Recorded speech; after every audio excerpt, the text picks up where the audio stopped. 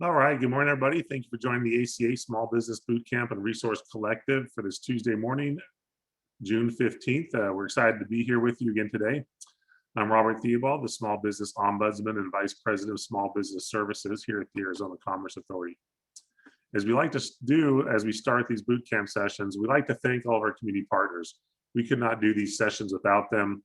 They provide a lot of experience, expertise, time, and effort, and we are very grateful for that. So the Small Business Bootcamp is designed to help small businesses return from the COVID crisis stronger than ever. It is a statewide initiative supported by all of our community partners. And not only is it the bootcamp, but it is a resource collective and a content library. On the website, you can access the resource collective. It is a link to the tools and guides provided by our statewide community partners and even some national partners in there with, again, tools and resources to help you in your business during this time. We have different strategies that can help your business as well. So you can find that on the Bootcamp Resource Collective in the middle of the Bootcamp page. Additionally, with the Bootcamp, we've been doing the Small Business Bootcamp for over a year. And with that, we've created a very large content library. We record all of our sessions and make them available for anyone to review after the bootcamp. So today's session, for example, will be available later today or tomorrow on the website to go back and review. You'll be able to download the slide deck and any other materials from any of these sessions. But with that, it's created a content library with over 150 recorded sessions that you can go back and review by topic and find those webinars that fit your needs as a small business owner. It's a great resource, and again, it's no cost to you to go and utilize this information. Additionally, there's a couple of great websites for COVID information. First, we have just for general COVID information, the state's website, arizonatogether.org. And the Arizona Commerce Authority has the COVID-19 Business Resources page at azcommerce.com/COVID-19. If you go to our base website, azcommerce.com, you'll see a big ribbon across the top that says COVID-19 Business Resources. And on that page, you can find guidance for your business, financial resources, and other great items. The ACA also has a number of programs to help support small business. We have our small business services, we have our workforce programs, and we have our manufacturing extension partnership, MEP. These are great programs to help support you as you're in your business and trying to grow it. Additionally, for those looking to start a business or start a side gig, we have our small business checklist. And the small business checklist is designed to help people looking to start or grow their business identify the commonly requested licensing, registration, and compliance needs at the local, state, and federal level. We also have many other tools and resources on the checklist to help you as you're getting your business started or growing your business. And we have some business updates. Just a reminder that for those that are still in financial need with your business, if you didn't apply for an economic injury disaster loan, that program is still available and open. So they have increased some of the limits. So if you did get an EIDL loan, but you need to increase the limits, there's information on the website that can help guide you to that. We're going to post the links for all this information in the chat, so you can click directly on that link to go to the websites. Also, PPP loan forgiveness. The PPP program has closed, but you still need to apply for loan forgiveness. And so we will share the link for the SBA's loan forgiveness website. And additionally, we have a special session tomorrow. We'll get into more details on that, on loan forgiveness.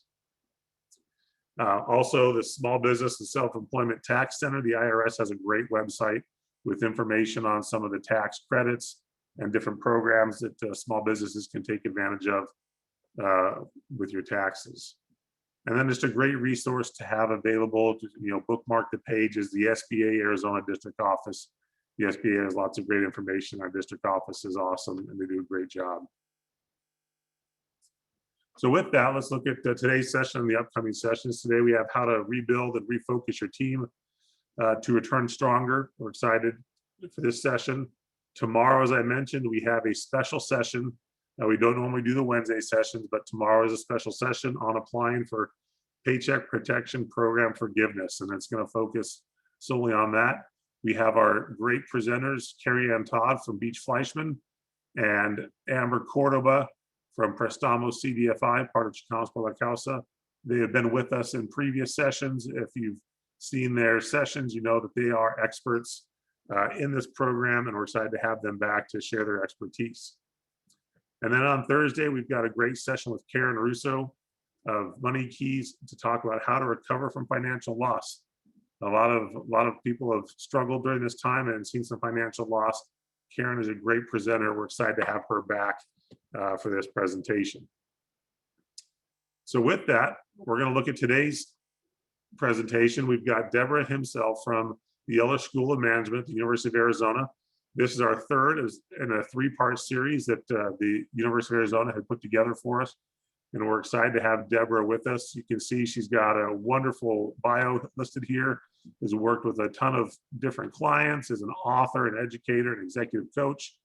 And we are very excited to have her speak to us today and share her expertise. So I'm going to stop sharing my screen and turn it over to Deborah. I know she's going to use the chat for some interaction. So we encourage everybody to interact with her via the chat. And if you have direct questions regarding the topic as well, you can post those in the Q&A box. So we'll be monitoring both the chat and the Q&A throughout the session. And so with that, Deborah, it is all yours. Oh, good. Thank you very much. And I'm very happy to be here as well. Let me tell you a little bit about the session today.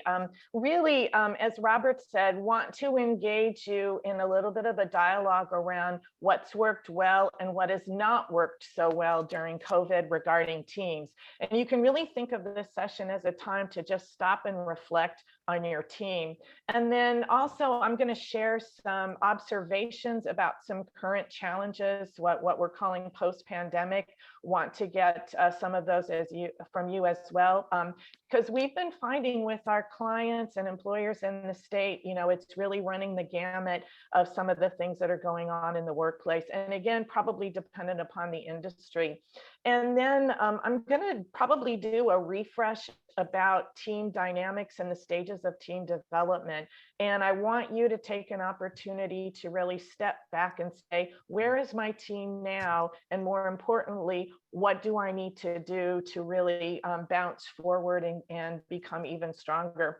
And then lastly, want to touch on the role of psychological safety as we move forward. It's a term you might have heard of in teams, but one of the things that we've been finding in some of the research that we've been doing at Eller and just some of our own work about how critical it is that leaders really, really need to focus on psychological safety as they go forward. Okay, here's the time for chat. I want you to just write down one word in chat that you'd use to describe your team over the past year. And I'm going to ask Robert and Faith maybe to kind of share some of these that are coming out as well. One word to describe your team. Can be good or bad.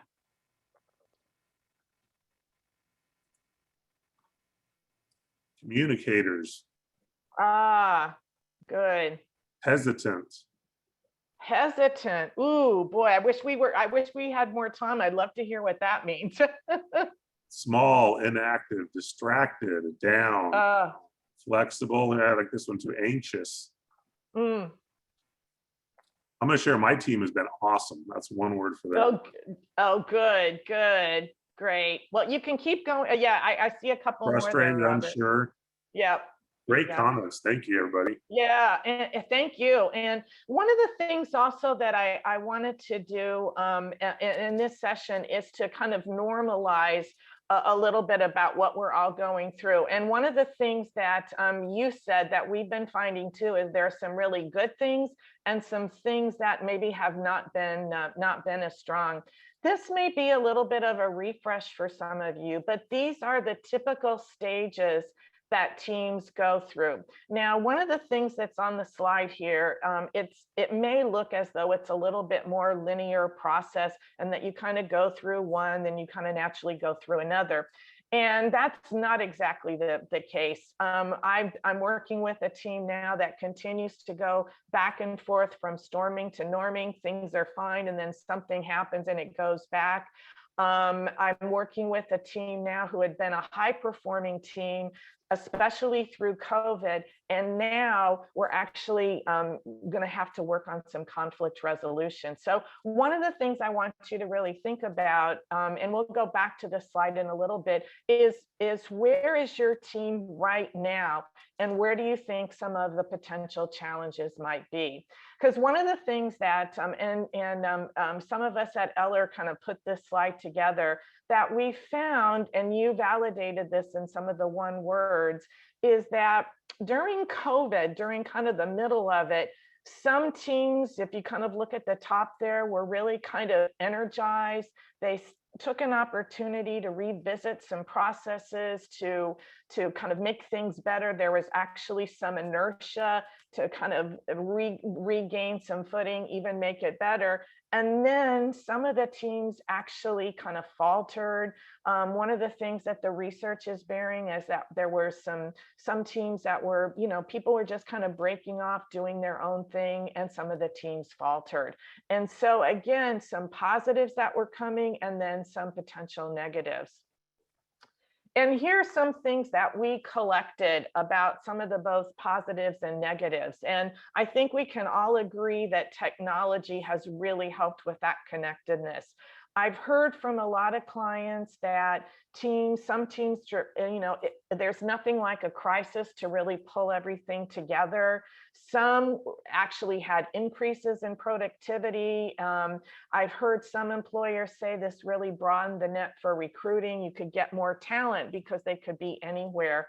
And I've heard this over and over, and again, dependent upon the industry, that you really, really found who was really most critical with some of those hourly employees. And I think for many of them, they really got some of the recognition that they had been and wanting and deserving. Some of the gaps we found, and as we were kind of just checking in with each other and the technology before that, I asked Robert how he and his team were doing, and he said this last one, they try to huddle every day, but one of the biggest things we've heard is that there's just been, you can't, as much as you can do with technology, you just can't recreate those hallway conversations, the lunchroom conversations, the times when people kind of drop in and do some brainstorming. The other thing that has been really, really pronounced is that a lot of people were virtually onboarded. They haven't even met face-to-face with people. And now kind of post-pandemic, we're seeing some of the vestiges of this with some of the people that were brought in virtually, just feeling really disengaged and having some difficulty. When we were kind of in the midst of it, a lot of teams were trying to schedule some of the social time, but it seemed a little forced. The big one that's coming out now is that during the pandemic, there was a lot of the blurring of work and home. Boundaries were very, very blurred. And what we've been hearing now and finding is that people are having difficulty kind of finding that new sense of boundaries. And this is one that some of the teams that I'm working with are really starting to explore. Productivity, I put a question mark there because now we're starting to do some of the research, and the research is coming out on how productive we actually were virtually. And along with that, we've got some leaders that have been saying, yeah, we need to go back to face-to-face. That's where the most productivity is. I need to see you. And I'm having some challenges. The last piece, and my colleague Joe Carella and I that you met, I think, a couple of weeks ago, we did a virtual session on leadership readiness. And one of the big things that came out is that leadership was really put to the test. and that some of the gaps in leadership, especially with some of the connection skills, were really, really obvious. And that if you didn't have leaders who had empathy, who had that ability to stay connected with people, you were really seeing some of the aftermaths of that. I'd like you to use chat again, if you would, and kind of type in anything that I've missed here, or anything that you've seen about the positives or negatives, or some of the things you want to maintain.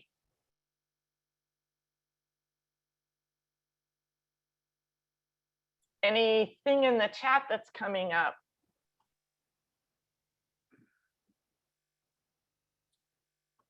Nothing in the chat yet. No. Okay. Maybe I captured everything, it looks like. Okay. Well, you can continue on if I missed anything. Now, here are some of the issues that we're hearing post-pandemic. And I just saw some recent research yesterday that's actually saying that up to 40% of those surveyed, and there have been lots of research going on, are planning to look for a different role.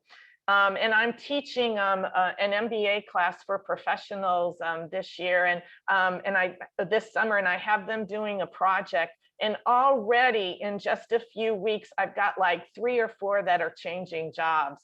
I'm seeing a couple of things in the chat. Yeah. Anything coming up in the chat, Robert, or?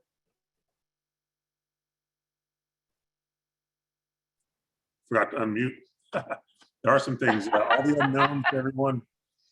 What was it? I'm sorry. One of the comments is all of the unknowns for everyone has people kind of shell-shocked. Yes. Yeah.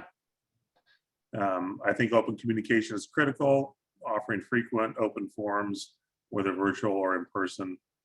Yeah.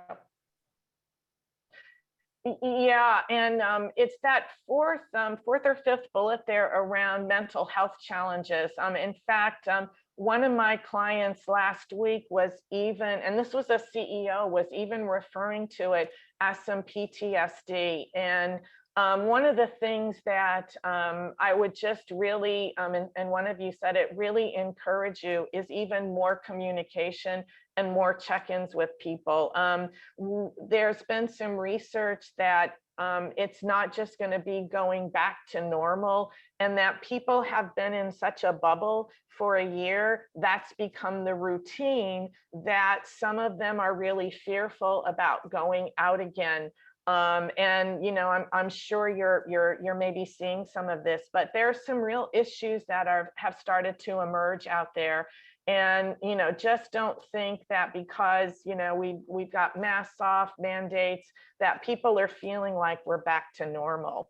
I've also been hearing there's a lot of scarcity of talent for particular jobs, again, depending upon the industry.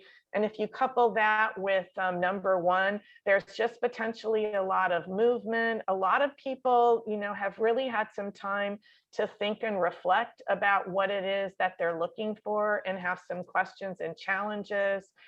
We've had, you know, a lot of industry that are, you know, saying, well, this is what we were doing in the pandemic. Now this is where we're going. And the sense that, you know, that I have is that there's a lot of change that's going to be going on, but people are really unclear about what we're changing to. And I think one of you put in the chat a lot of the unknowns around everything. And then lastly, there's been, if you've been kind of going virtual, virtual to now in person or some hybrid of that, there's been a lot of confusing, inconsistent messaging around what the policies will be, what back to office practices will be. This is one that has just kind of emerged a little bit, a little bit about us versus them, and that there's starting to be a sense that those that are back in the office, you know, are feeling kind of one way, people remotely feeling the other, and just a general lack of cohesion in a lot of areas. Again, and please, I'd love for you to put in anything else that you're seeing post-pandemic.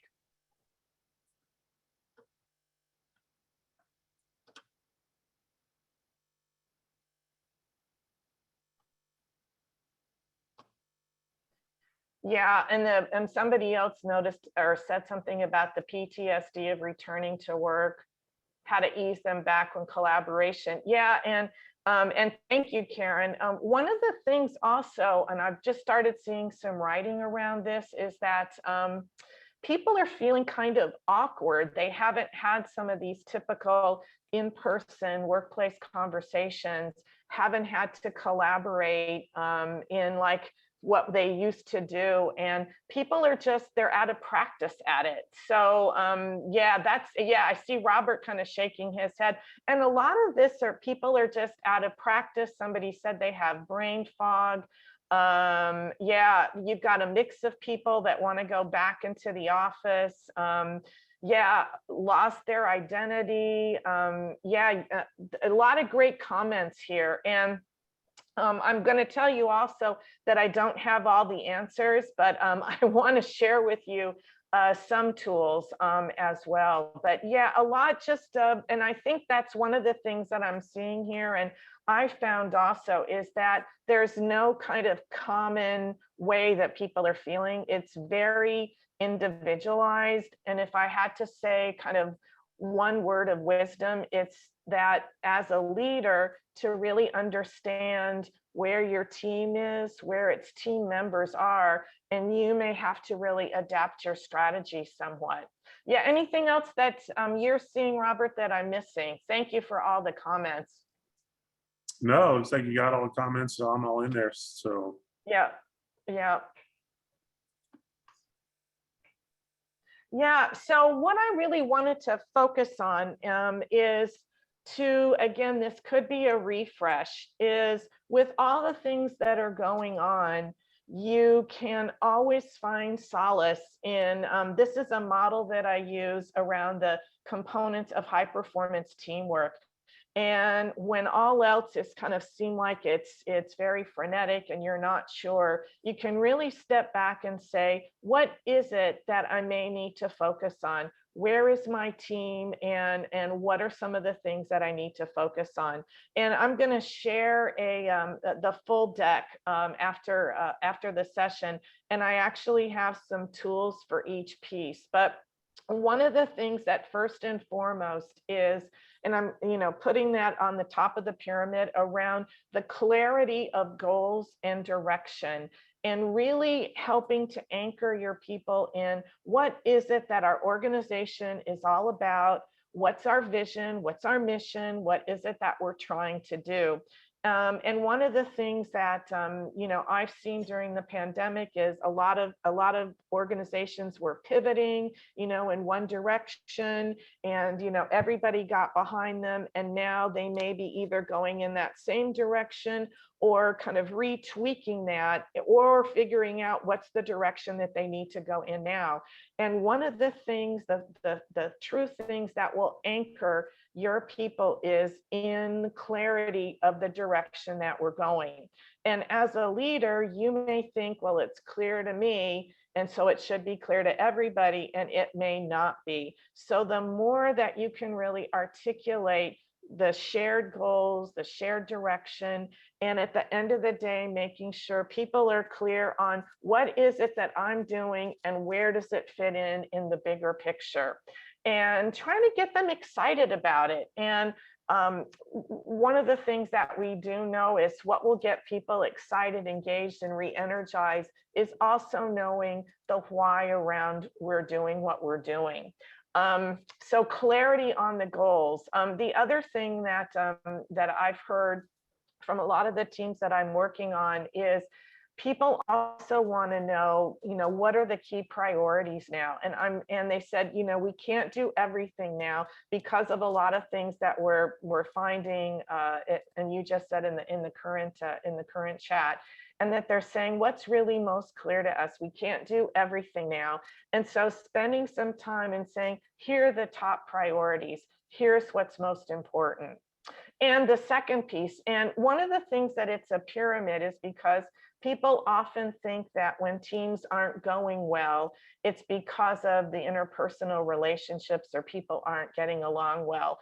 And usually the reason for teams not doing well is that goals aren't clear, roles aren't clear, the lack of processes and procedures. So if you're really focusing on those top 3 things in the pyramid, about 80% of your team effectiveness will get fixed. So clear goals. I probably beat that with a dead horse, but it's so important. Secondly, are around clear roles. And again, one of the things that we talked about is, again, that blurring of roles. We had a lot of people that were kind of pitching in, and really helping each other and looking at now, okay, what's my role now? What are key ways that we're making decisions? How is work being organized? If we're going back into the office or even a hybrid, what does that mean? And how do we need to clarify that? And thirdly, what are the processes and procedures that we have in place for how we're going to work together? And I have a lot of teams that are kind of going back to negotiating team agreements. And in the appendix that I'll send to you, I've got a sample of team agreements. So how it is that we're going to work together, especially if you're migrating back to the office or if you are doing a hybrid. And one of my teams has actually taken the opportunity and said, hey, during the pandemic and whatever way we were working, with the how we work together, what worked really well? And what do we want to make sure that we keep? And what didn't work so well that we want to change? Or people said, well, we're saying we're going back to normal, but some are saying, you know what, normal wasn't that great. Let's take an opportunity to recalibrate and look at some things that we want to do differently. And some teams are saying, well, what is the direction that we're going in now? And having the opportunity to really spend some time, do some passionate debate. And then lastly, and it's there on the foundation, and an opportunity that you might want to take for reconnecting. And I'm going to talk about psychological safety in a couple of minutes, but to really re-engage with each other and to really work on rebuilding those relationships. Or if you had people that were virtually onboarded, to get people together. I've got a lot of teams that are just spending some time doing some offsites to just reconnect. So want to take an opportunity to just see if there are any kind of comments here, any particular questions.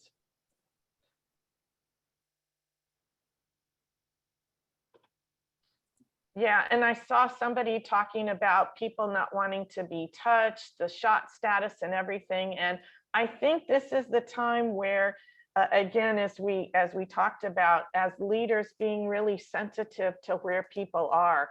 And if you feel like from that other comment, you need to really balance that focus on the business with where people are, getting people really grounded in where you're going in the direction is going to be your centerpiece, and getting people excited about what it is that you're trying to do. Yeah, and Liz, I'm going to go into psychological safety in a couple of minutes, so thank you. And I'll do that in just a couple of minutes. So I want you to just take an opportunity for some reflection here and to kind of think about, maybe if you have a piece of paper there, look at what stage your team is in. And again, at this moment in time, and I said what intervention is needed. So if you think about that goals, roles, where might some opportunity be? And to think about what are some of the types of interactions that may be needed. Are they more, and when we think about these, we think about them in kind of 3 buckets. One is around task interactions, so the goal clarity, the role clarity, process interaction, how the work gets done, or is it really in relationship interactions? Is it more huddles? Is it increased huddles? Is it just we need to socialize together? Is it around conflict? Like I said, I've got several teams that are in the process of really thinking about and working through some conflict resolution. So think about, and maybe just write it down where you think your team might be in its stage. And it could be, it's not an exact science, so it could be kind of borderlining. And what do you think might be helpful? So, and thank you. Did you see something in anything else in the chat, Robert? No, no. Okay, I see a question. Yeah. I want to talk about, and thank you, Liz, for that transition, psychological safety. And this is a term that has become more prominent over the years, and even now during the pandemic and post-pandemic. And some of you might have seen some research that was done several years ago by Google, and they wanted to understand, and they do a lot of internal research. They wanted to understand what really separated the high-performing teams from the ones that weren't as high-performing, so that they could potentially develop an algorithm to set up high-performing teams. And they did some observational research, and they found that some teams, they go into their team room and they'd be really silent and working away. And some they'd go and they were kind of like, all talking back and forth. And when they pulled the research together, what they came up with, that psychological safety was the first and foremost predictor of having effective teams. And you see the definition there, but it's around teams feeling safe to take risks, to be vulnerable in front of each other, and really having that safe space where people can openly debate, that if they say something, they're not going to be knocked down by the leader or by other people. And you can see here the other things that that Google found as well. And these things I think are ones kind of keying back to that stages of high performance teamwork, but also really dovetails into people needing to feel that their work has meaning, that it's having an impact, and there's real clarity on what they're doing. So a little bit more about psychological safety. And this was, it was coined several years ago, but Amy Edmondson from Harvard has done some of the leading work around this. And she actually started on this when she was a doctoral student and kind of came into it a little bit by accident. And she was studying high performing teams in hospital settings, and again, trying to understand what differentiated them. And one of the things that she found is that she found that some teams, and they were the most high performing teams, that they were actually reporting the most medical mistakes and errors. And she said, how could that be that they're high performing and have the most errors? And when she started peeling away the onion, it was really around that the teams that were reporting the most errors had psychological safety, and that the teams weren't, the leader wasn't reprimanding them, but said, let's try to understand those errors. Let's try to understand why they came about so we can ensure that they don't happen again, and for our and for the safety of our patients. So a little bit more detail, and this is a wonderful book that I'd suggest, but and especially why this is so critical during this time period is around your people sharing where they're at. So on the kind of more feeling side, but also on the business side, this is the time where you may be shifting direction, and you really want to get everybody's points of view out there, and you want them to feel comfortable with this. And just to share some of the challenges, both on the business side as well as on the personal side. Some of the benefits, and again, the research is continuing on to this, and some of you may have heard the term growth mindset. And there's so many positives associated with this, but around information sharing, around there's research around high psychological safety with high engagement, also high psychological safety and improved performance. Because there's ongoing learning, there's ongoing conversation, more opportunity to experiment, to try things, and to say, oh, it might not work so well, but we at least want to try it. Some of the key leadership behaviors associated with psychological safety, and it's again around clarifying the expectations, talking about the purpose and why, where psychological safety fits in, and that's an expectation of it. And as a leader, I've taught leadership, written about leadership for a long time. And sometimes leaders feel like that, I'm the leader and that means I need to have all the answers. And it's that balance of really the humility to say, gosh, I don't have all the answers. Maybe you're an expert in that. You may have the answer to that. And you may have been working in this for a long time. So it's that collectively we all can share, we all have answers. Third, and really importantly, is that as a leader to really display genuine curiosity and to ask those questions about why, and to not be so quick if something may not work. You may initially say, you might initially be thinking, I'm not sure about this, but ask that question, why might they have approached it that way? What is their thinking?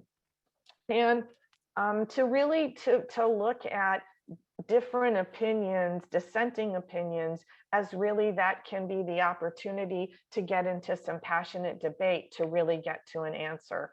And that can be collaborative.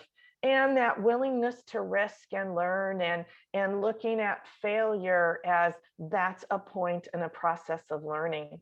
And then also to set up processes.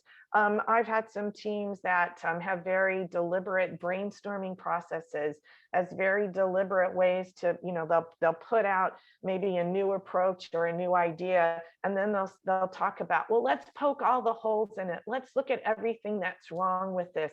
So setting up processes where you can get that debate and people really openly and sharing things that may be different.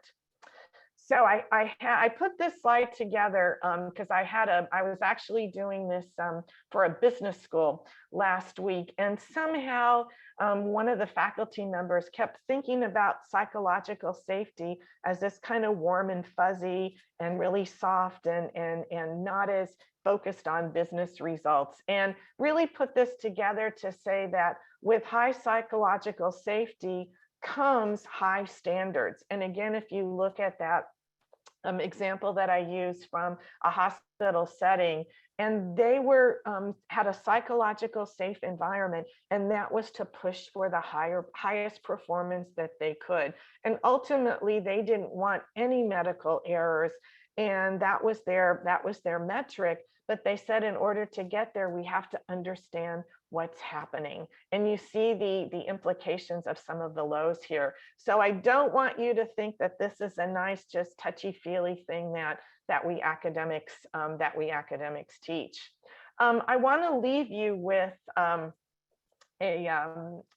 this is I took from Amy Edmondson's work. It's a little mini survey that you can use. You can do a little survey monkey. You can do this on a 1 to 5 scale and just get a sense for how your team is feeling right now and where some opportunities might be.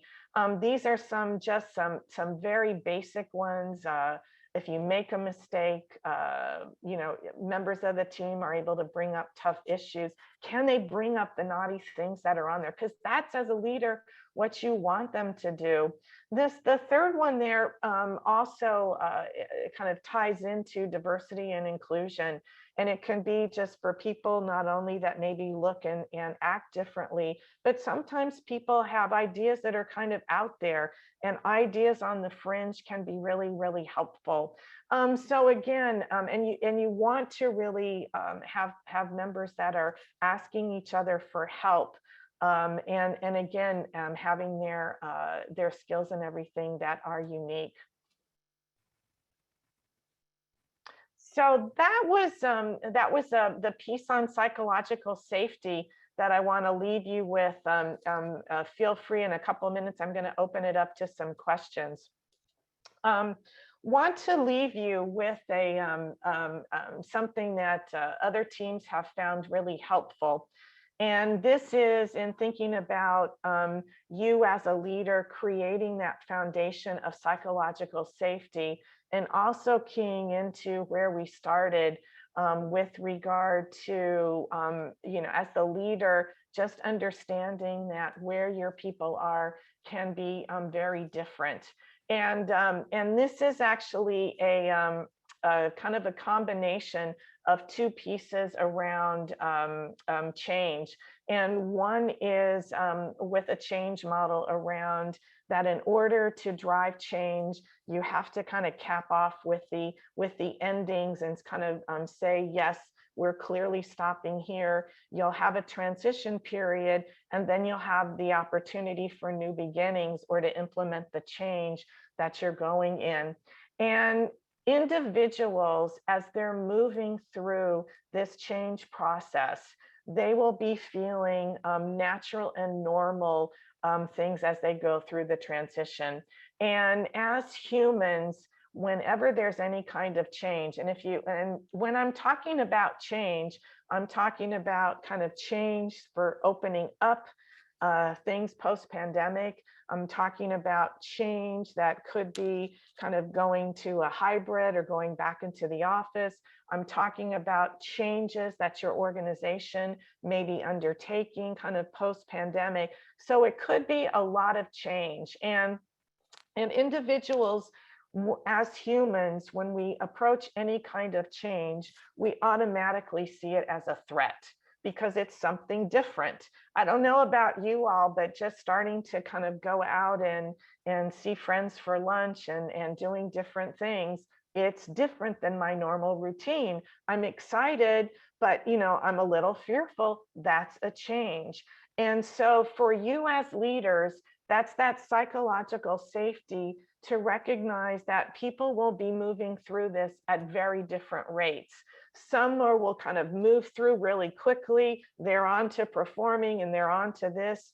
Some will be going a little bit more slowly. And as a leader, understanding where people are at and to look at, as a leader, what are the implications of what I need to do. And I'll tell you one of the things that I've learned, and I managed people for about 20 some odd years, is that oftentimes if somebody is in this kind of denial, angry, the worst thing you can do is try to sell them on the change, because they're at a point where they're in such denial, they're in such anger that they're not going to want to hear you. And oftentimes the best thing as a leader that you can do is just to listen to them and to provide empathy, because ultimately they'll pull themselves out and they'll move through. So acknowledging and trying to meet them in terms of where they are and where they're going through. So that's some of the best advice that I can offer, and to just really think about where people are at. And also, this is not a linear model, so people may be kind of moving through and be at a really good state and then may regress. I wanted to leave you with that. As I mentioned, I've got a full deck that I will send out, and it has lots of tools and lots of things to do around where your teams might be at each stage of the team development and at each of the hierarchy. So I saw some questions coming in, and maybe Robert, if you can help me with that, and anything that we want to address, or maybe have people post in the chat as well. Any best practices that they found. Excellent. Yeah, we have some questions. One, George asked, and I want to share with the whole group, is the materials, a slide deck, and the additional stuff that Debbie's going to share that will be available on our website later today or tomorrow, and you can download it from there. So be on the lookout for that. So we have a question from Liz. It says, what are some ways two completely different teams could work together? Both departments do completely different tasks for the organization, but should be aware of the work they do. That's a great question, Liz. And if you don't mind, I'm going to ask you a follow-up. Are there any interdependencies that they have, like handoffs between one or the other, or they just need to be aware? And I don't know if you can maybe send a reply, but I'll talk about this in a general way. One of the things that I actually had a team just do about a month ago is a similar thing, especially during the pandemic, with kind of each each team really hunkering down, they realized that they really didn't know what each other did. And so they got together, and this was still virtually, they got together and they just did each team did a presentation really about what they did. And they said, here's what we're all about. Here's what our key goals are. Here what our key priorities are. And then they had some open-ended questions about, here are some of the challenges that they're struggling with that they could use some help on. And here are some of the ways that they thought that there could be increased collaboration with the other team. But I know this sounds really simple, but just doing presentations, making them a little lively, making them interactive. Robert, did Liz do any other additional? She did. She just said, just need to be aware. So Yeah. that awareness factor. Yeah. And again, you can just do it. So I had this particular team, the team leader sent out a template for each of the teams to use with some thought-provoking questions, and it worked out really, really well. Sometimes you think everybody should know what each other's doing, and it doesn't happen.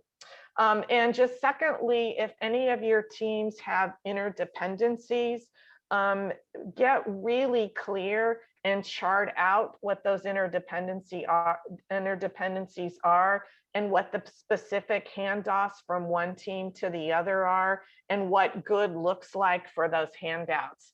And one of the things that often happens is teams get into conflict because everybody thinks that everybody else is clear on what the interdependencies are, and usually they're not. And so you can, do this virtually. If you're in the office, you can go and just chart it out on a board. It takes a little bit of discipline, but it's well worth it. Great, thank you, Liz. So we have a question from George. It says, is there a preferred way to address issues when an associate or colleague is missing hard deadlines without alienating them? If listening and empathy doesn't seem to be working, what then? Yeah, great question, George. And one of the things about clarifying roles is about clarifying accountabilities, and leaning into those tough conversations. But as a leader, being really, really clear on what your expectations are.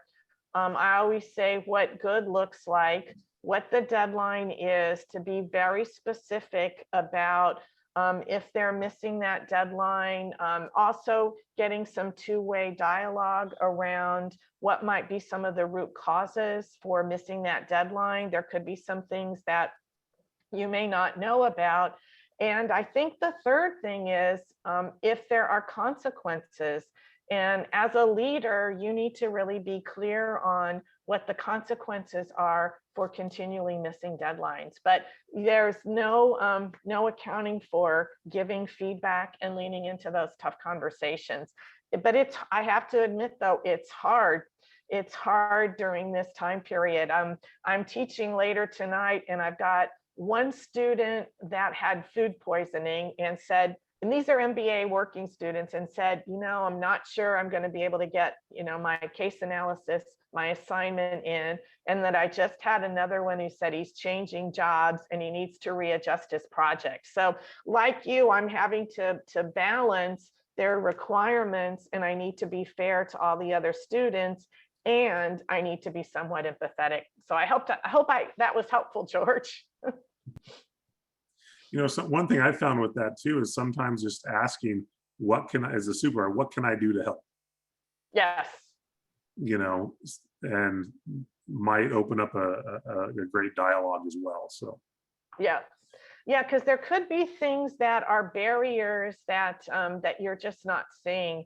And again, I have to say too, do not underestimate some of the mental health issues that people may be facing. And again, you don't want to encroach on their personal life, but also being sensitive, whether it's the children, elder care issues, but there are just a lot of things that are going on with people, I'm sure you can attest to. Excellent. Anything else? Any other questions? No questions in there right now. We got time for more Okay. questions. If you have some questions, please post them in the Q&A. We've got a great expert on with us, so take advantage of the time. What are some other books? You mentioned a couple in there. What are some other books that people might look at if they like to read business books or books that can help guide them? What are some? Oh, yeah. Oh gosh, yeah. The psychological safety is really, really good. I think some of the basic leadership books I had just recommended. It's called The Leadership Challenge. Kouzes and Posner is really, really good. A lot of my clients on teamwork, they found The 5 Dysfunctions of a Team by Patrick Lucioni particularly helpful. It's an easy read. It's a parable around kind of a dysfunctional team and how they really work through it. And at the core of it, and at the core of that model, is around trust and establishing trust. And if you think about what I talked about with regard to psychological safety, that's really critical. And I would just encourage you to really, with your teams, to really look at, and think about where is trust, and do your people have trust in you? Do they have trust in each other? If they had trust, what would trust look like? And to think about if trust has been broken, maybe how you can rebuild it, to really have a discussion around that. That's a great book. I've read that before and done through some of the classes for 5 Dysfunctions of a Team as well. Yeah. So we have one last question that popped in. Any advice for dealing with a narcissist? Oh, wow. Yeah, I'd love to have a little bit more on kind of what that looks like. If they're if they're always talking or really always dominating, that's probably some offline feedback that you might want to give them. Nasty and undermining. Yeah, thank you for more on that. Yeah, you got to lean into some of this, and coaching and feedback as a leader is one of the top things that you can be doing. And talking to them offline, confronting the behavior, and sometimes, I know this is going to sound odd, but sometimes people don't really understand the impact of their behavior. So, and being very specific about what the behavior is, not just saying, and I don't think you would do this, but not just saying, oh, you're a narcissist, but, saying something specific like, in our recent meeting, you were speaking, the majority of the time.